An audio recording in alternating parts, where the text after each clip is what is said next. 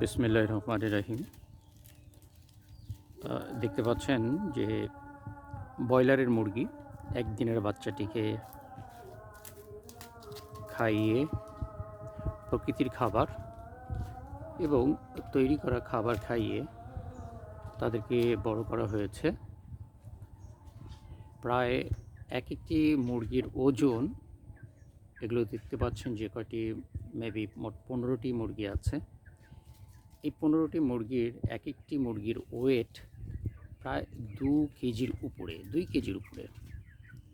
মুরগিগুলো স্বাভাবিকভাবে খাওয়া দাওয়া করে এবং তারা ঘুরে বেড়ায়, দল বেঁধে ঘুরে বেড়ায় আমাদের দেশীয় মুরগির মতো। এবং তারা মুরগিগুলো দৌড়াতে পারে, তারা অনেক দূরে, তারা উঠতেও পারে।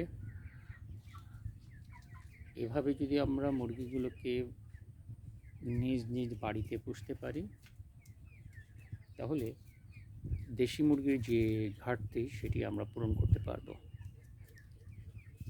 তাহলে আমার কাছে মনে হচ্ছে যে আমরা ঢাকা শহরে যে ব্রয়লার মুরগিগুলো খেয়ে থাকি, সেগুলো অস্বাভাবিক খাবার খাওয়ানোর কারণে আমাদের দেহে যে রোগ প্রতিরোধ ক্ষমতা বৃদ্ধির চেয়ে রোগ প্রতিরোধ ক্ষমতা কমে যাচ্ছে এবং আমাদের শারীরিক সমস্যা আমরা পতিত হচ্ছি।